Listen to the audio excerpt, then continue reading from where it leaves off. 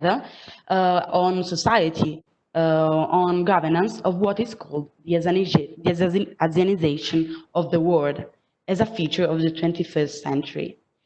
As we value the reflection on multipolarism as a sustainable and efficient model of international relations aimed at global development, we reckon that analyzing the present growth and this renaissance of the Asian countries from economic, informatic, commercial, international relations points of view is compulsory, is a compulsory mission for those who are interested in the future of the normal and common assets of governance, leadership, and politics, on which the world order rests, and from which we can pursue the understanding of the whole world, considered in its complexity.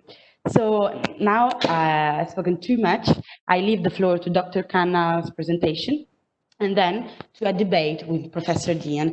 In the meantime, we will gather some questions from you who are invited to ask something to the speakers by questioning on the Slido box on your right. So that we will show them at the end of this debate. So thank you for their participation. Thank you, you participants, for coming, and have a good conference. Thank you. Thank you so much, Celeste. I'm delighted to have been invited by you to address this group. I'm always very focused on the thoughts and the perspectives of the next generation.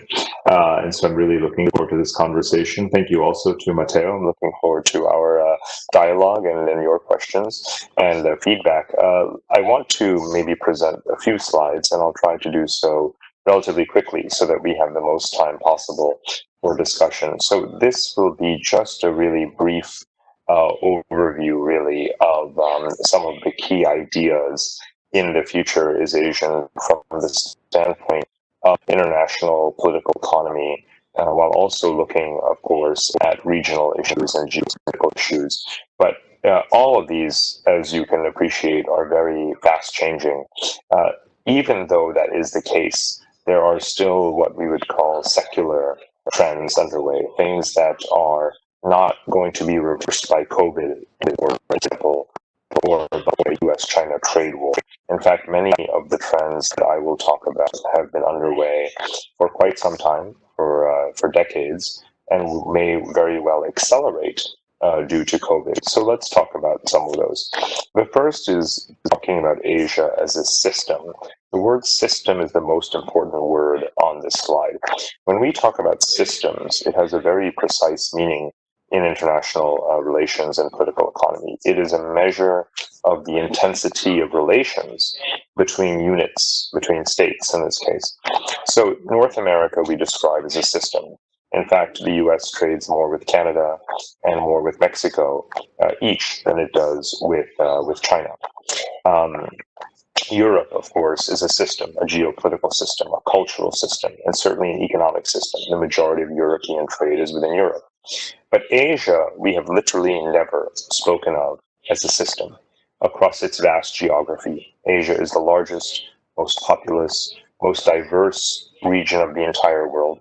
There are half a dozen major different civilizations.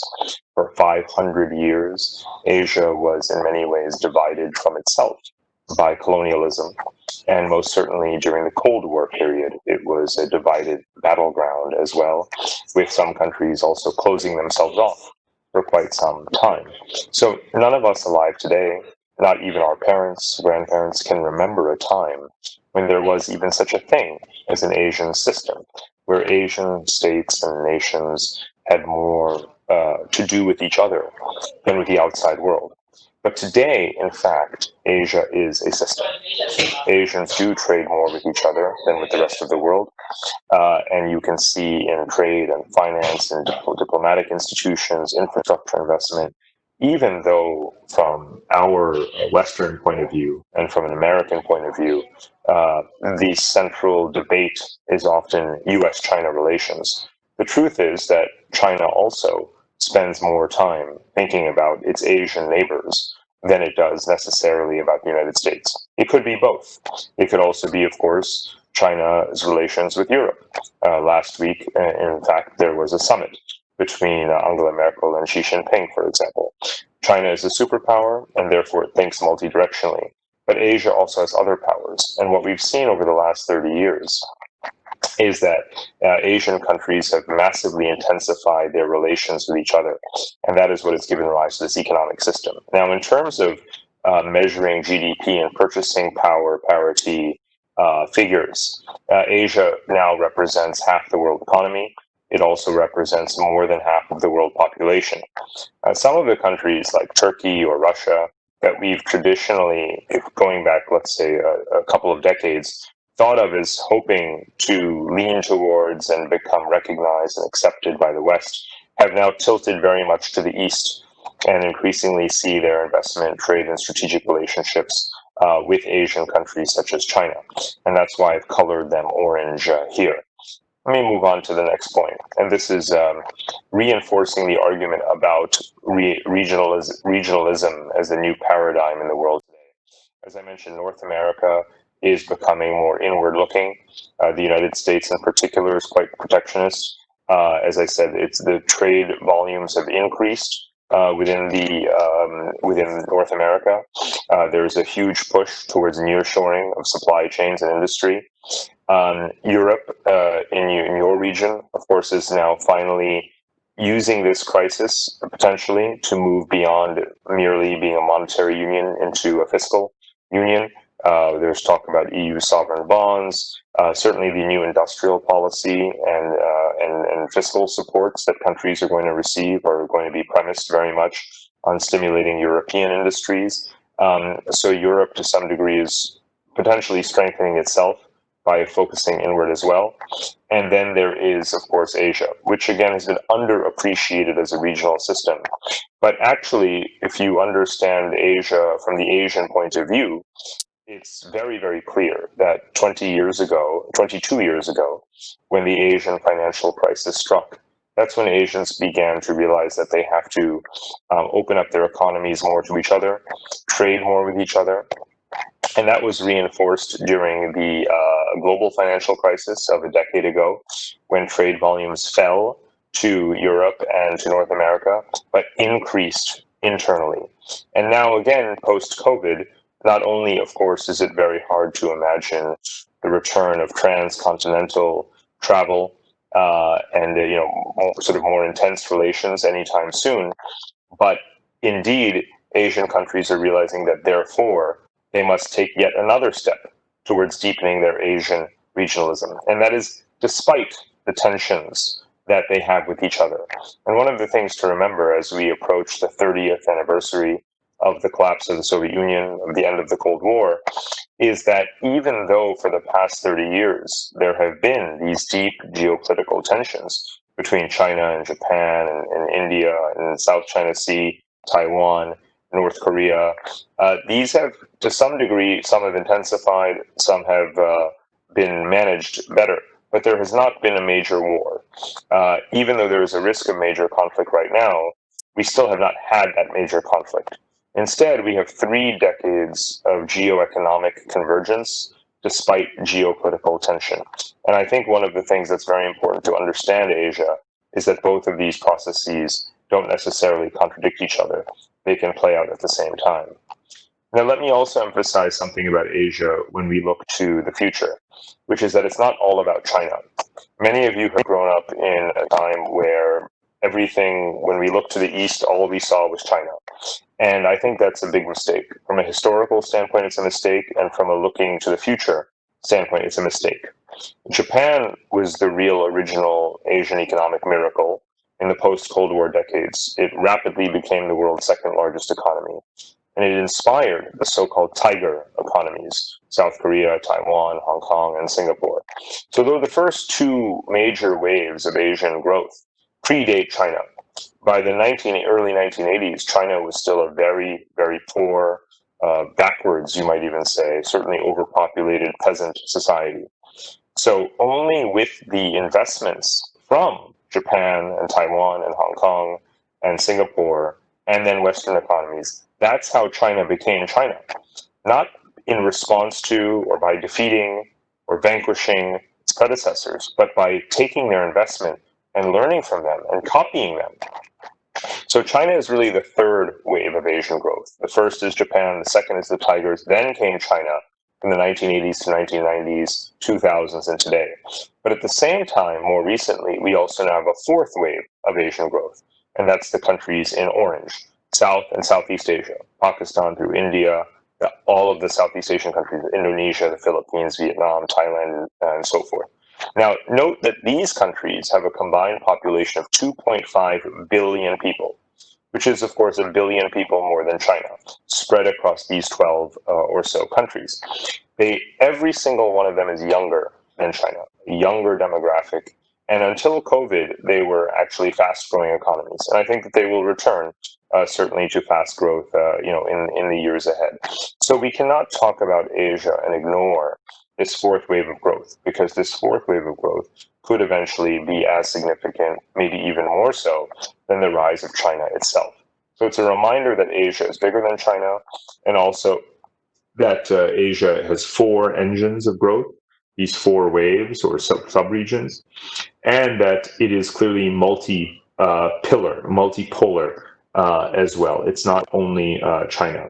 Now, the trade agreements that are helping to reinforce this are ones like the Regional Comprehensive Economic Partnership, which I think is worth paying attention to.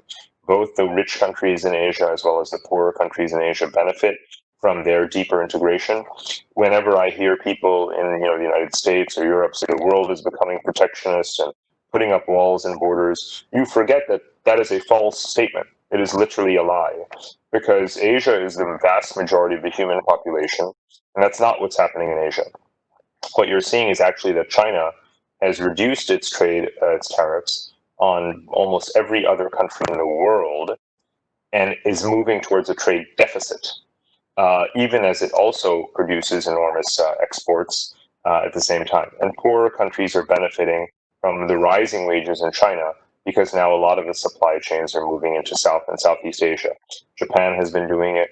American and European companies have been doing it as well. So one has to view Asia in this holistic way and see how its own internal dynamics that have not necessarily that much to do with the US-China trade war are continuing to push the region towards collective prosperity. So is infrastructure investment. This is my map of how the sort of Belt and Road process plays out. But actually, a lot of these infrastructures were in development in the 1990s and 2000s, financed by Europe, financed by Japan, and now also financed by China. And collectively, these major powers and institutions have contributed to leading to building out the highways, railways, internet cables, electricity grids, and so forth. Now, remember, again, there are more than about 5 billion people who live in this rectangle. 5 billion, right? Europe has slightly more than 500 million people. So 10 times the population of Europe lives here in this image. Please always remember that, because this is the largest demographic concentration in the world, and many of these countries have been poor. They've been post-colonial countries, post-Soviet republics. They have a desperate need for new modern infrastructure, and now they are starting to get it. And they're building connections not only to China, but to each other. Central Asian countries connecting to Central Asian countries, and Middle Eastern countries, in India, through Southeast Asia. So I like to say that China builds lots of roads, but all roads don't lead to China. And even if it is Chinese roads, there is much evidence that much of this infrastructure investment is extremely necessary, especially power generation, roads, and railways, that help these countries actually grow and modernize and become the emerging markets that European countries want to sell their goods to. And this is why European countries have been, joining the Asian Infrastructure Investment Bank. Some countries like Italy have actually joined the Belt and Road Initiative as well. So the key thing to remember is that infrastructure is not necessarily a one-way street. Just because China builds lots of things, it doesn't mean that China owns them or dominates them. Ultimately, they are a platform for countries to modernize and gain the confidence that can actually help them resist Chinese influence in the future. And that's what I call the infrastructure arms race that is well underway right now. A few years ago, everyone was talking just about Belt and Road, but instead today what you see is that there is a real competition to finance connectivity. And again, this infrastructure arms race. The United States has created a U.S. International Finance and Development Corporation. Australia has a financing facility. Japan has increased its lending. Japan, the US, and Australia have their own Blue Dot network for certification. Japan, Australia, and India have created a resilient supply chain initiative for semiconductors, telecoms, pharmaceuticals, and automobiles. Again, the entire purpose is to pull supply chains out of China and thereby inadvertently perhaps to help a lot of these poorer countries really strengthen their manufacturing base, and that would be good for their modernization and development. The European Union has launched an Asia Connectivity Initiative. It has a very large lending portfolio in Central Asia. It even has projects with the Asian Infrastructure Investment Bank, now a free trade agreement with Vietnam. So I think of Europe as a very important player here. And this is, it's clear to see why. Europe trades more with Asia than it does with North America. I get asked very often if I had 5 minutes with Donald Trump, what would I say to him? And I say, I'm not sure that he's necessarily going to read my memos because he, by most accounts, doesn't read a whole lot. But I would show him one map. I would show him one image, and it would be this one. And it would be a reminder that even if you are a very large economy, it doesn't mean that you have the most leverage in global trade. Because, in fact, the United States, as you can see, represents, or North America as a whole, represents only 14% of global trade. So actually, North America is the most self-sufficient region of the world in terms of capital, labor, industry, technology, and so forth.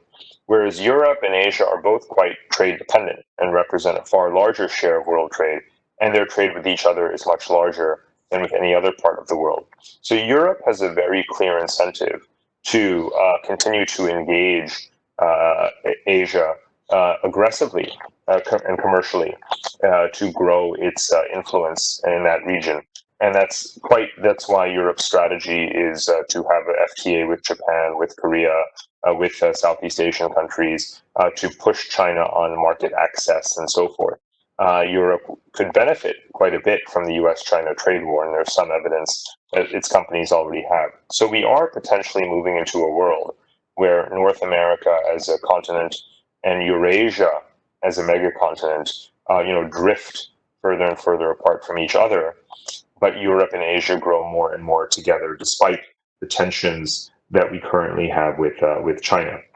Now, the final couple of points I want to make are political and around social kinds of thinking. In Asia, there's a much greater focus on good governance than on democracy for the sake of democracy. And how I should point out, though, that one of the main lessons and one of the strongest lessons from this pandemic has been that Asian democracies have done perhaps the best job of any governments in the world in controlling COVID and doing so in a transparent manner and gaining the respect and the trust of their populations. Places like Japan, South Korea, Taiwan, Singapore, and others. What I'm showing you here is a juxtaposition of the rankings, according to the World Bank and others, of the effectiveness of government. What you see is that across Asia, whether countries are democracies or non-democracies, their performance in terms of the effectiveness of their government and inclusiveness of their government have actually been improving. And this is in lockstep with their progress in socioeconomic indicators, education, life expectancy, and so forth. So it's important to remember that Asians are actually quite pragmatic, and they seek to have better governance in an inclusive fashion. They're not, and that applies, of course, even again in non-democracies. So do bear in mind that more people in Asia live in democracies than in non-democracies. So when you look at Asia, you should not see just China. India is obviously a democracy. Indonesia, the Philippines, they are not gold standard democracies, right? They're not Switzerland, but they certainly have a democratic political processes. And the population, again, of those three countries alone is almost 1.8, 1.9 billion people. So we should really appreciate the vast range of regimes that exist in Asia. But despite that, what I think is interesting is that there are some commonalities in their priorities, and that certainly is good governance, as an accountability stemming from the delivery of improved welfare for the citizenry. They're very impatient populations in Asia. They demand performance of their governments, and this is again something that helps to explain why they have managed COVID somewhat better. The final point I'll make is, what I call the geopolitical marketplace. This is how I see the future of the world order, if you will, and it rests really on this premise that there is not going to be one superpower replacing America. It will not be China, and it will not be America maintaining its global primacy and hegemony. Instead, we live for the first time in history in which every region matters. They do not matter equally. There is not parity among them, but they each have sovereign independence. They each have several or multiple capable states that manage global relationships. No one power can block or deter any one country or power from making or forging relations, economic or strategic, diplomatic, with any other country in the system. So rather than a hierarchical structure, we have a much more network-like structure of geopolitics. And I believe that that is a permanent condition. That is part of the entropy of geopolitics, the diffusion of power. So for decades now, we have had conversations where people wonder, is China replacing America? Is the East replacing the West, and so forth? And I believe that is not true. That has always been the wrong question. The question is, what are the dynamics inside a geopolitical marketplace in which Europe, South America, Africa, Southeast Asia, West Asia, and so forth, North America, all play important roles in the system. But you will see again that Asia is somewhat weighted, right? Southeast Asia, Northeast Asia, West Asia are all very, very important regions in the world at the same time. And not only are they expanding their influence and reach and connectivity globally, but again, they are also investing in becoming a more stable Asian system together as well. So with that, I'll stop. I just hope that that is a good set of remarks to kick off the conversation, and I look forward to your questions. Thank you so much. Thank you, Mr. Khanna. I'm quite impressed because of the different approach you gave us through defining and analyzing the Asian role nowadays and implications for international relations. And this is all clear. I just remind, and before to Matteo and to your conversation, to our participants to make questions through the box on our right, clicking on multimedia viewer, and then to OK in order to make us publish those questions. So now we will introduce the questions and answers by Matteo and Dr. Khanna. Thank you. Many thanks, Celeste, for the kind invitation, and especially many thanks to Dr. Khanna for his very insightful and stimulating presentation. There are many things you touched upon, all of them of a great interest. So I would have several questions, but I will surely start with one. When you were talking about the rise of Asia, which is, by the way, undisputable for many of the things that you mentioned before. One thing that comes to my mind is a rather maybe dated debate on what was called Asian values. So the question would be, in this case, do you think that the rise of Asia would entail just, in terms of norms, values, and ideas, just a rise of a more heterogeneous world? Or does that represent a more radical challenge to the liberal world order? Especially in terms, again, in terms of ideas and values, since many of the countries that you mentioned, not just China, but Southeast Asian countries, have embraced a vision of international order and a vision of foreign policy that is rooted in ideas like respect of sovereignty and non-interference, and a major role of the state and the economic system. So that might be a quite significant challenge to the liberal world order as has been promoted and consolidated by Western powers, Europe and the United States. That's a very good question. So I think when we talk about world order, we have to be clear about definitions. First and foremost, the key issue is the distribution of power, right? Because if the West does not control the power structure and the power hierarchy, then whether its values are liberal or not liberal doesn't really matter, because they matter only internally and not globally. So we have to be clear that the rise of Asia and the rise of China within Asia do merely by changing the distribution of power, they challenge the Western order.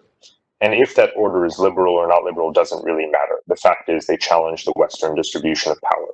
So now you have a new distribution of power in the world where North America, Europe, and Asia are still economically relatively co-equal in some ways, right? They represent three very important anchors of the global economic system. Of course, Asia has more people, but Europe has lots of wealth. America has lots of innovation.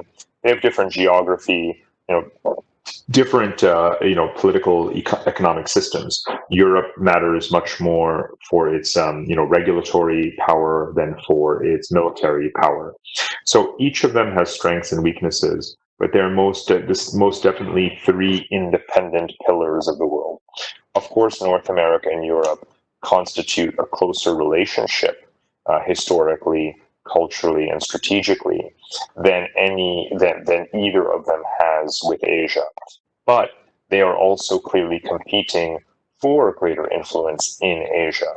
European companies absolutely want to have a greater market share in China than they see American companies have, and in Southeast Asia. So we may be cultural allies, but we are massive competitors. So I do not think that we can speak of a Western liberal order as if it is a coherent thing. There is a transatlantic relationship. It is strong in some ways. It is weak in other ways. It is aspirational in some ways, but it is non-existent in day-to-day life in many, many ways as well. So the first point I would make is that I simply do not believe that in the year 2020, there is such a thing as a Western global liberal order, right? It literally does not exist. It does not exist definitionally, does not exist logically. It exists as an academic construct, the kind of construct that you and I, like to discuss, the kind of construct that you and I believe in. But that does not mean that it exists in the real world today. It simply does not exist. Now, can it be recreated? Yes. And I gave the exact examples of that. It can be recreated through the mutual efforts to block Chinese upstream investments and acquisition of Western technology. It can be done through common Indo-Pacific military strategies. The United States has been working on the Quad agreement, for example, with Australia and Japan and India. Germany has just announced its Indo-Pacific strategy. Both France and England have sent, warships into the Indian Ocean and South China Sea. Italy and other countries that have joined the Belt and Road and the AIIB will push for European representation in commercial contracts. They will push for higher, stronger standards of anti-corruption and sustainability in energy projects and infrastructure projects across the region. So at a bottom-up micro level, there are many, many, many things the Western countries can do to promote Western values, Western institutions, Western approaches around the world. But that does not mean, A, that they've succeeded universally in doing so, and that even where they do succeed, it somehow constitutes a revived global Western superstructure for the planet. It's not that. In fact, we are all competing inside what I call a global supply chain matrix in many ways. And there are places where Western values and Western companies will be very strong, and American and European, and there are places where it'll be very weak and unable to do anything. And those are both true at the same time. Let's look at Russia. Let's look at Iran, right? These are important places where clearly the Western liberal order does not apply, right? Does not apply. And that and many, many, many others. Now, remember that the majority, I've said it and I'll say it again and again and again, just so that everyone absolutely understands, the majority of the human population lives in Asia, right? The largest economic zone in the world is Asia. If your rules do not apply in Asia, your rules are obviously not global. They're not even close to global. They are purely regional, right? And they apply to you. And I admire many things about the Eurozone, many things about the European Union. I'm a very big believer that Europe represents the highest standards of social democratic welfare orientation and the highest standards of governance on the planet Earth. I admire so much about it. But that doesn't mean that the rest of the world is doing that, right? So I think we have to break it down into functional categories. What is the Western? Now, the Asian order can be global merely by being Asian. This is the difference. It's a double standard, but it's a justified double standard because the Asian system only needs to apply to Asia to represent the majority of the human population. And so I emphasize the endogenous internal dynamics within Asia because you may not like them, they may be good, they may be bad, they may be progressive, they may be regressive, but they literally apply to 10 times more people than your system, right? So if I were the Asian system, my system is 10 times bigger than your system, right? So honestly, the Asian order is the closest thing the world has to order, right? The question is, what is that order? And it isn't one coherent thing. You mentioned Asian values. It's a wonderful question. I have a section of the book where I grapple with this. In the 1990s, people talked about Asian values, but they meant really East Asian Confucianist hierarchical values. Today, we don't really use that term. I do talk about new Asian values, in which I want to appeal much more broadly beyond just East Asian countries. And I think that there is an Asian preference for technocratic governance, right? As I mentioned earlier, it can be democratic. Again, more Asians live in democracies than non-democracies. But the most important thing for them is a technocratic government with a long-term vision, with an emphasis on modernization and a no-nonsense approach, right? Politics does not come at the expense of policy, right? The second is state capitalism. All Asian countries are state capitalists. Even the democracies are state capitalists. Japan picks winners and losers. Korea picks winners and losers. Even Australia now has much more active industrial policy. So stateism is undisputable in Asia. And of course, China, China, the economy is the state to a large degree. So state capitalism is prevalent around Asia. That's the second Asian value. Every Asian country does it. The third is what I call social conservatism. Now, societies here are very, very cautious about liberalism. Even the most liberal countries are quite cautious about liberalism, interestingly enough.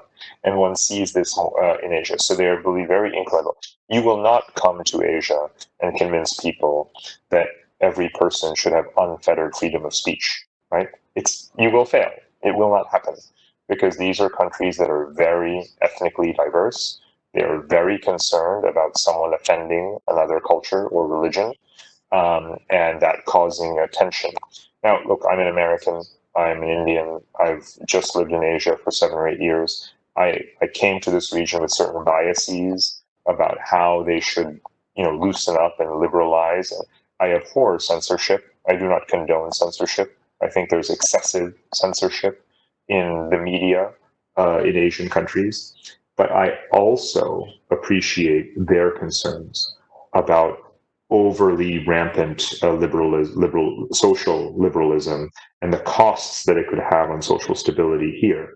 And now that we have had Brexit and Donald Trump, Asians look at this and they say, we don't want that, right? If it means that we have to be slightly more cautious about who can say what under what circumstances, that's a small price to pay to not have chaos.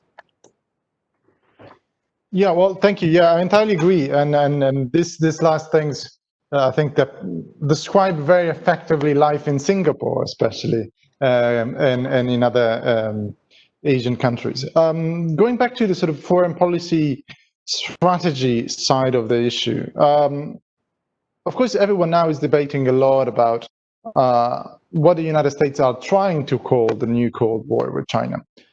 It seems to me, I mean, seen from a European perspective, and from an Asian perspective as well, not only this doesn't effectively capture the reality of the situation, but it seems more like a narrative that the United States want to build in order to return to have that position that they enjoyed in the 80s, for instance. So the perception of being the promoter of the good values of freedom, of democracy. So the United States are trying to go back to that comfort zone and trying to reshape the relationship with China in this way that is both bipolar and adversarial. So clearly, this is something that this administration is pushing quite a bit. It's something that doesn't have a lot of political purchase in Europe and in Asia. So from this point of view, the question is, what is the consequence of trying to shape relations based on a concept such as the new Cold War that entails radical choices for countries in Europe and in Asia, while those countries do not want to make that choice. EU states do not want to necessarily choose between China and the United States, and same can be said about most countries in Asia. So what are the consequences of this? That's an excellent point, and it's one that I actually, quite frankly, find very, very frustrating when I hear people say that it's a new Cold War, you must accept this new Cold War, the world is a new bipolar division, and you must choose between China or America. And I think that is nonsense. And I think it is Europe's responsibility to stand up every minute and say it is nonsense. And it's Europe's responsibility to make sure that it does not choose any side or the other. It's Europe's responsibility and mandate to say, we choose Europe. We choose Europe. We are the best side, right? Europe is the best side. And it is an independent, sovereign pole of power in the economic and strategic landscape. And it must not choose sides. It must do what its values dictate and what are in its best interests. And sometimes those are similar to what the United States wants. Both countries want to make sure that China does not steal technology. Both, Europe and America want to make sure that there's reciprocal market access. Want to make sure that if you invest your money in the Chinese markets, that money is not stolen, or burned through poor corporate governance. And that is precisely why European banks are lobbying and gaining access to their onshore operations in China.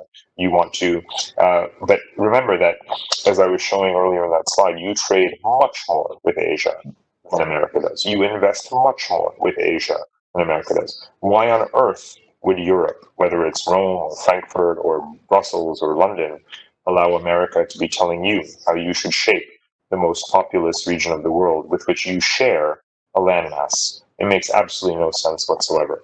So, not to mention the fact that intellectually, the idea of a new Cold War is utterly facile, because the foundation, the fundamental differences in the distribution of power, in the ideological divisions, are very, very different. Again, it's a network world, not a bipolar world. So nobody should be forced to take sides. You don't have to.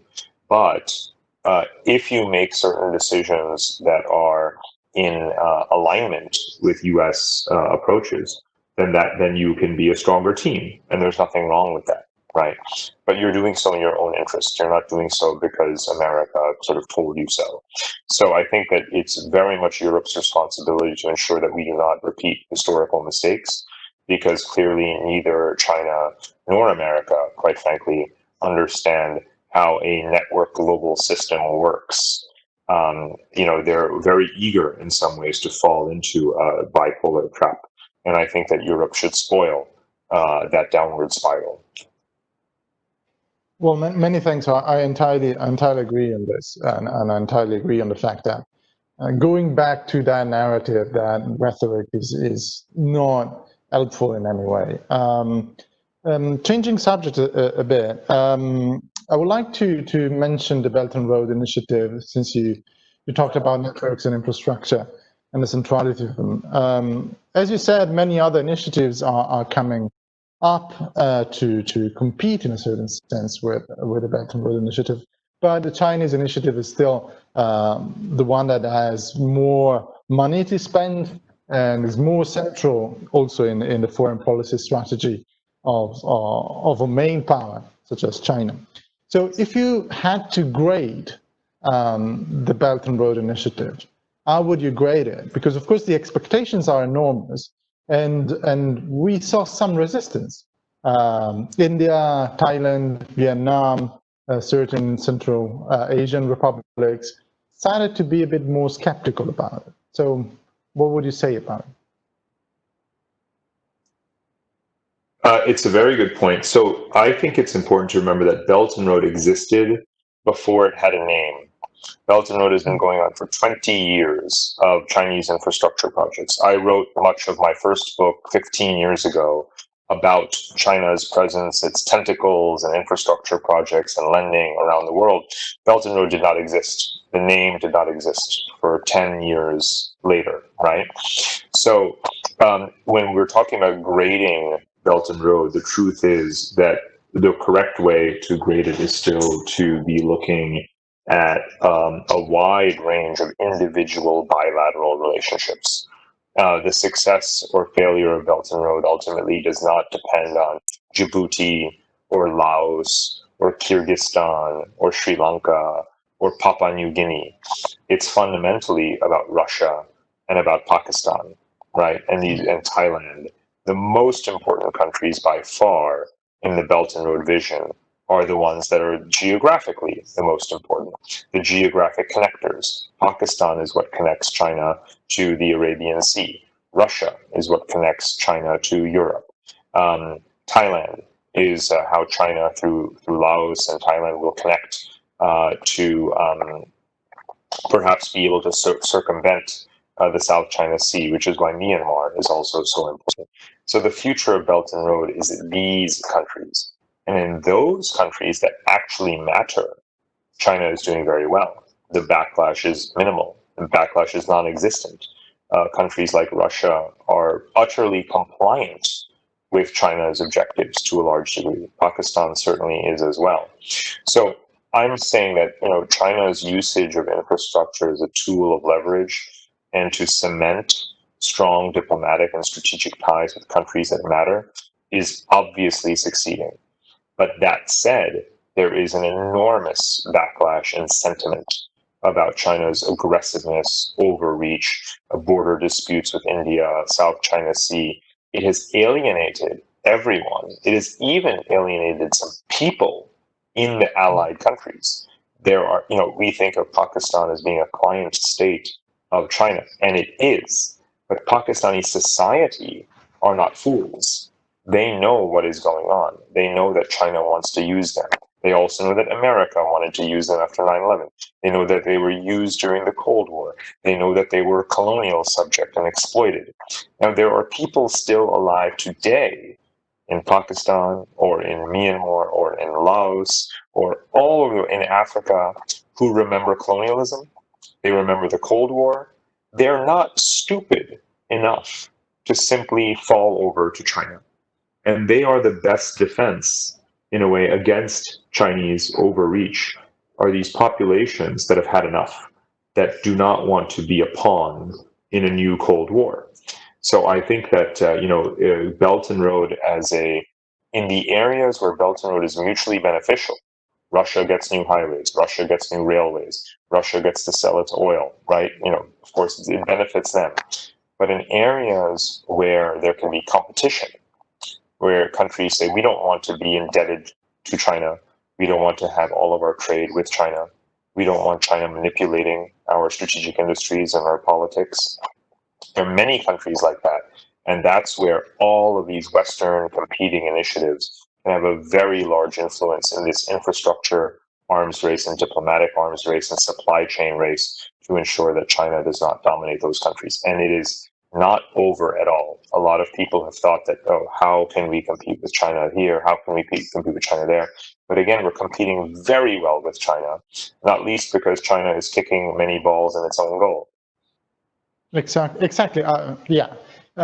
Following up on this, and also following the questions that we have in the chat, do you think that this entire project, so the connectivity idea, the grand design that Xi Jinping put forward for the region, for instance, could be derailed by the dispute in South China Sea? So in other terms, for China, is it worth to look for another island in the Spratlys and maybe putting at risk the entire structure of connectivity that is trying to build?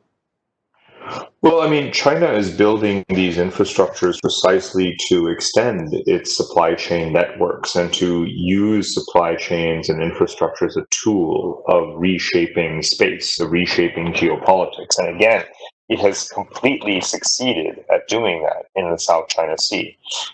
In one of my previous books, I said that the most powerful geopolitical weapon appears to be sand, right? Sand is the single most powerful geopolitical. You can reshape the entire geopolitics of one of the very large bodies of water simply by digging sand out of the ocean and buying sand from one country and dumping it on your fake island in the middle of the South China Sea.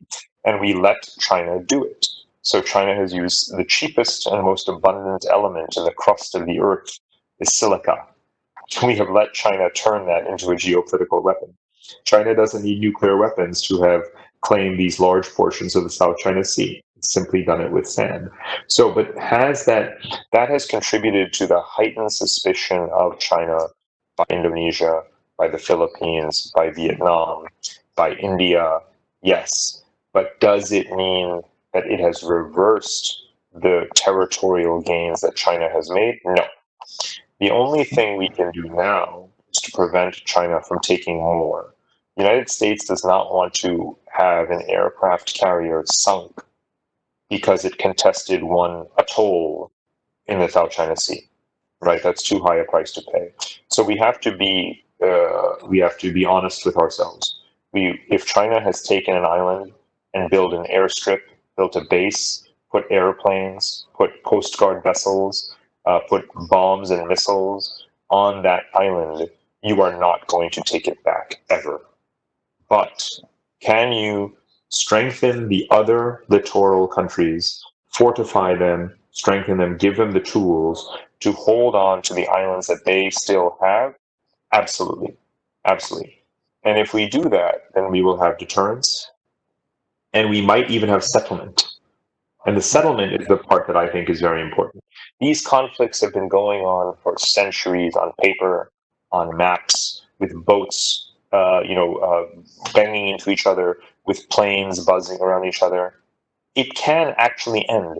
There is not a valid reason for these conflicts to be dragging on interminably, like a tinder, like a match, waiting to be lit for another 500 years. We can actually end these conflicts. We can settle these conflicts by saying, okay, you took that, it's unfair, we don't like it, but we're not going to fight you over it. But you will never take this, or this, ever. So sign this treaty that says, we will have peace in this island chain, and accept the status quo, turn the de facto reality into the de jure settlement, right? And if China does not accept that, then we will have to continue to put lots of pressure on in rejecting and resisting everything that China does that is against international law. Exactly. Well, yes, very good point, I think. And this connects us with one of our last points, which is about the new concept that the United States have been putting forward, which is the idea of free and open in the Pacific. Of course, this has a strategic dimension, that is the idea of connecting the allies in the region via a network of security relations. Therefore, Japan, Australia, but also India, that seems a bit more reluctant to join them, exactly to sort of balance and counter China, but also as, again, an ideological dimension. the idea of saying international law, preservation of sovereignty and borders, international cooperation, so on and so forth, multilateralism should remain as main norms in the region. So do you think that this is a strategic concept that is going to last and inform also possibly the next American administration, or is just something that we will forget about quite quickly? Well, the Indo-Pacific concept is a Japanese idea and an Indian idea, so it predates any involvement or interest by the United States. So it will outlast the volatility in American policymaking. That said, administrations across Democrat and Republican have embraced the Indo-Pacific concept. That's why the U.S. Defense Department's regional zone has been renamed the Indo-Pacific Command. So that is a permanent shift in the American approach. What does Indo-Pacific mean? Well, it is simply saying maritime Asia, because terrestrial Asia straddles the Indian Ocean and the Pacific Ocean, and the Indo-Pacific is the maritime underbelly of Asia. So there is an absolute logic to the idea of the Indo-Pacific in the nomenclature, which is perfectly acceptable.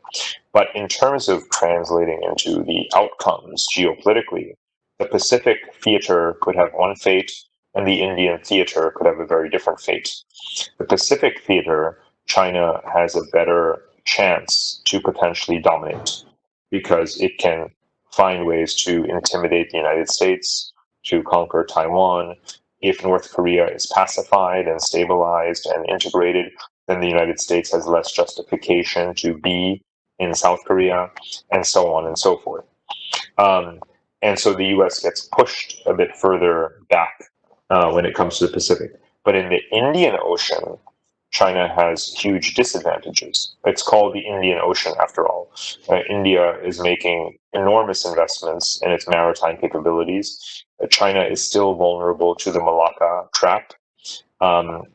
China can have warships potentially, eventually, in East Africa, in Pakistan, maybe with Iran, maybe even Myanmar.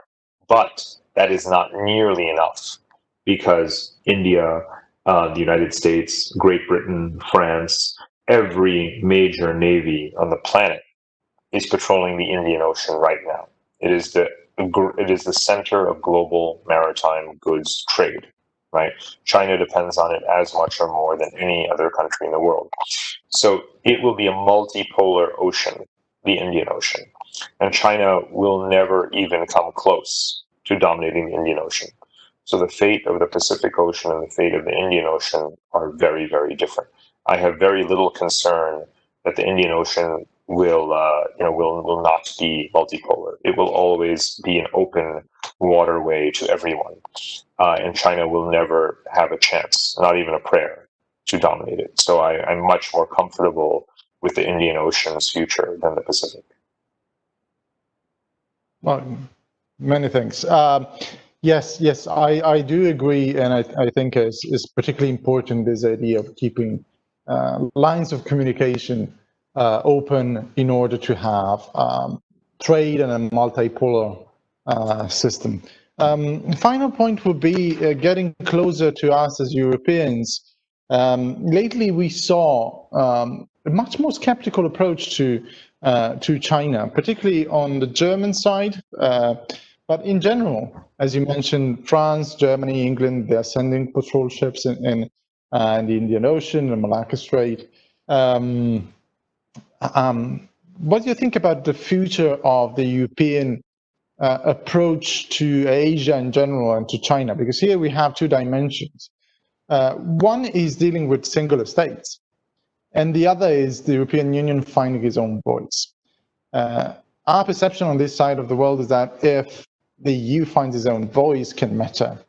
And otherwise, if each single state tries to have an advantage in the relationship vis-a-vis China or vis-a-vis other actors in the region, that would undermine the entire effort of having one single voice.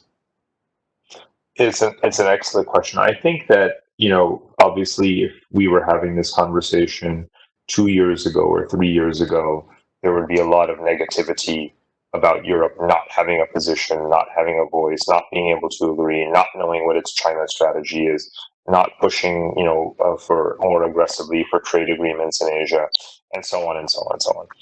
But today things look different. You have the EU announcement of the Asia Connectivity Initiative. I was in Brussels last year when Shinzo Abe came to Brussels and together with President Juncker signed the EU-Japan Partnership for Sustainable Infrastructure Finance. Then there has been the free trade agreement with Japan, the free trade agreement with Vietnam, the push of many European companies are coming into Singapore and Thailand and expanding and diversifying their supply chains. A lot of pressure by European business and diplomats on China to give this market access for financial institutions and industrial companies, enormous pressure. And the feedback last week in Europe from the summit with China was very negative, and that message was sent clearly to Beijing. We are not impressed with your rhetoric. You are either reciprocal or you are not reciprocal. And again, I think that Europe's European training in international law is really pivotal in having very clear metrics of what constitutes progress and change. And I think that this cynical Europe is a better Europe, a Europe that does not give away too much too soon and anticipate goodwill. And I think this recognition, this white paper from Europe that China is a strategic, sort of rival and competitor, is a positive step. But again, it does not mean that you are taking America's side in a new Cold War, because Europe is, again, I just want to emphasize for all of the young listeners, whether you become a diplomat, whether you work for a European company, Europe is engaging Asia very positively. I see French, the neighborhood I live in actually is a kind of a local community, but now all I hear is French everywhere, funny enough, and I want all of the young Europeans to know that you're very welcome all across Asia, because whereas Asians used to view Europe as an odious colonial power, today they respect Europe and they see a high standard of living, high quality of life, stable governance, which is a role model for them, and they do not see a colonial commercial partner. And whether it is European architects or European cars, there is a real mutual respect, if you will. And I think that is something that Europeans should capitalize on. Europeans should deeply engage with Asia as a whole, and China is, again, just part of that story. Just part of that story.